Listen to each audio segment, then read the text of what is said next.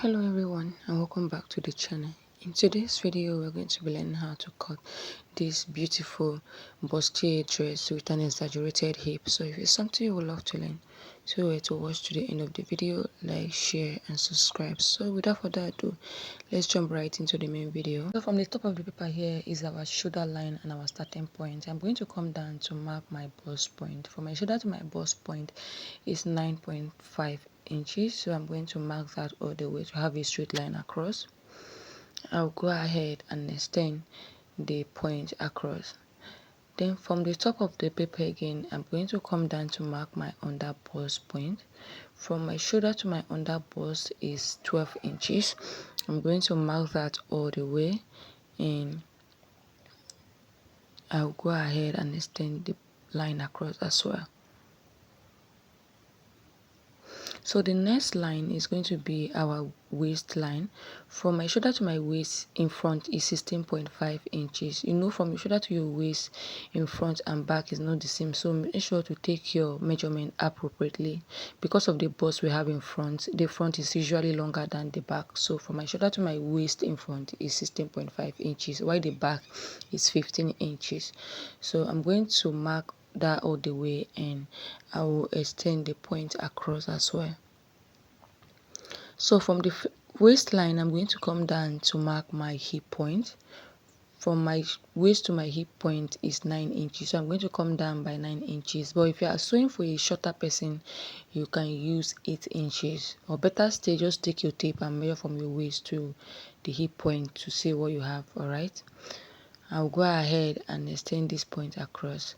Then the next thing is to mark the length of the gown. So I'm using 31 inches, and I'm going to mark this across this way. So this is my full length, this is the hip line, this is the waistline, this is the under bust, and this is the bust line. I'm going to come to the shoulder line here, divide my shoulder by 2. I'm going to mark it right here. At that point, I'm going to come down by 1 inch for my shoulder slope.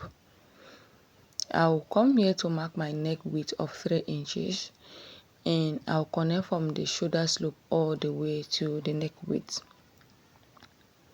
The next thing is to mark my neck depth. I'm going to come down by 3 inches, though we'll not be needing this neck, but for the sake of the beginners in the house, so that they will understand what we are doing. All right, the next thing is to mark my chest line. To get your chest line, you're going to divide your bust by 6, add 1.5 inches to the measurement to get your chest line, and that gives me 7. I'm going to mark it right here. I'll go ahead and extend this line across. On my chest line, I'm going to mark my shoulder measurement here to have a straight line. I'm going to mark my shoulder measurement here, and I'll connect from the shoulder slope all the way to that point as well. I'm going to come to this line, divide what I have here into 2 to get the midpoint. The midpoint of 7 is 3.5, so I'm going to mark the midpoint here. At the midpoint, I'm going to go in by half an inch. I'll come to the chest line, divide my bust circumference by 4, and I'm going to mark it right here on the chest line. I'll go ahead and connect all these points to form my armhole. The next thing is to mark our bust span. That is your nipple to nipple measurement divided by 2. My nipple to nipple measurement is 7 divided by 2 is 3.5. I'm going to mark it on all the lines. Mark it all the way to the last line, and I'm going to connect the point together like this. So I'm going to mark the midpoint of my shoulder slant. I'm sorry that my camera could not show that part. I'm going to mark the midpoint there, and I'll just connect it to meet this line. I'm just going to connect the line all the way to this point this way. The next thing is to take our dart. So I'm going to come to the under bust line. I'm going to take half an inch on both sides of this line. If you are a plus size person, you can use 1 inch on both sides, or you can use 1.5 inches on the side front and 1 inch on the center front. I'm going to mark the same thing on this waistline as well. 1/2 inch on both sides, and I'll go ahead and connect the 2 points together with a straight line. I'm going to come down from the bust line by 1 inch. and I'll use my curve rule to just connect this to the waistline this way. I'll do the same thing on this other side. I'll just connect this way. So the next thing is to determine how high you want your neck to be. I'm going to come up from the chest line by 1 inch. You can do 1.5, 2 inch all the way to 2.5 inches. It depends on how high you want it to be. So I'm coming up from the chest line by 1 inch, and I'm going to rule that point across with a straight line.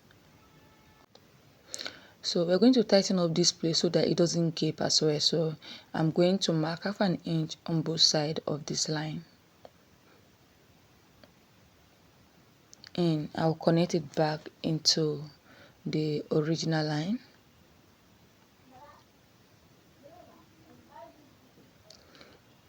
So I'm going to come down from the waistline by 6 inches. This is going to be the length of our dart. I'm going to come down by 6 inches here, and I'll just connect my dart all the way to that point.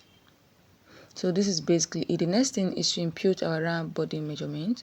We've already marked our bust measurement, so the dart we have here, I'm going to replace it here on the armhole here. So I'm going to come to the under bust line, divide my under bust by 4. I'll mark it here. The dart intake there, I'm going to replace it. I'm going to come to the waistline, divide my waist by 4. I'm going to mark it right here. The dart there, I'm going to replace it as well. I'll come to the hip line. I'm going to divide my hip by 4. I'm going to mark it right here on the hip line.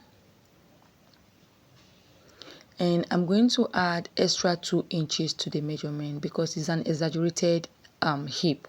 You can do up to 3 inches, depends on how big you want your hip to be. So whatever I have here, I'm going to bring it down to the full length here. And I'll go ahead and connect my point together.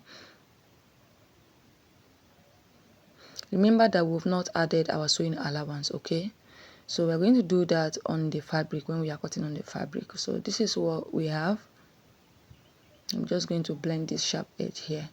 So the next thing is to take our bust dart, and to take your bust dart, this is the difference you have from your shoulder to your waist in front and to your waist, from your shoulder to your waist at the back. And mine is 1.5 inches. From my shoulder to my waist in front is 16.5, while the back is 15 inches. So the difference is 1.5 inches.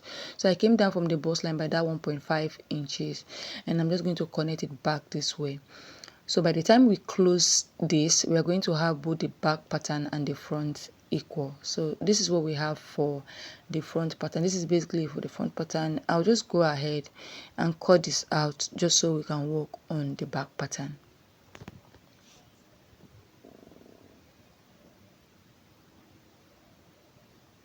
Make sure to close down your bust dart and adjust your line if they're not aligning properly before you cut, okay?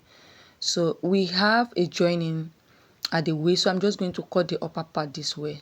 If you look at the thumbnail, there is a joining at the waist. So this is the upper part, and this is the lower part, which is the skirt part. And we also the dart runs all the way into the skirt. If you like, if you don't want the lines to show on the skirt, you can just eliminate your dart from the side. You just eliminate it so that you can just have it as one piece.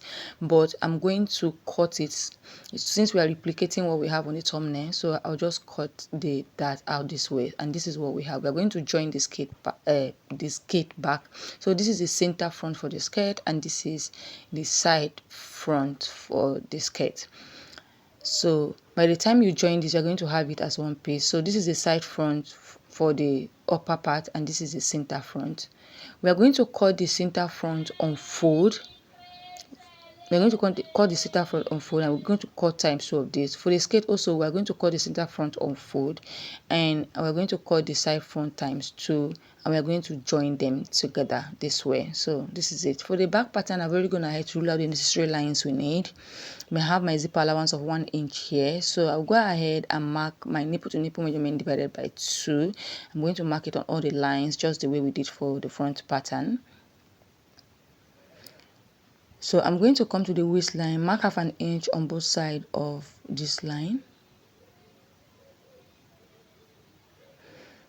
and I'll come down by 6 inches from the waistline. At this point, we are repeating what we did on the front pattern, and I'll just go ahead and connect my dart this way. So I'm going to come off from the chest line by 1 inch, just the way we did for the front. I'm going to come up by 1 inch here, and I'll go ahead and extend the point across this way.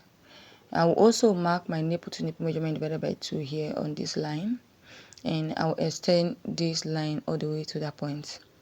We are also going to tighten up our this thing here so that it doesn't gape. Our back, we're going to tighten it up. I'm going to mark 1/2 inch on both sides of this line. This is very necessary so that your back doesn't gape, okay? And I'll just connect it back into the line. The next thing is to impute around body measurements. I'll replace that dart here. I'll come to the waistline, mark my waist measurement, replace the dart. I'll come to the hip. I'm going to divide my hip by 4. I'm going to mark it right here. Then I'm going to add extra 2 inches to the measurement, just the way we did it for the front, remember.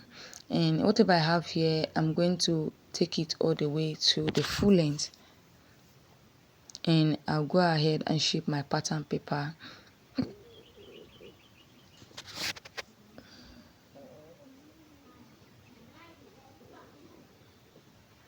So this is basically for the back. So I don't want my back to be totally straight this way, so I'm going to come down from here by 1 inch. You can do 1/2 inch, it depends on what you want. You can actually leave it, it's not compulsory, you can leave it like this. So I'll just connect it this way so that the back is not totally straight.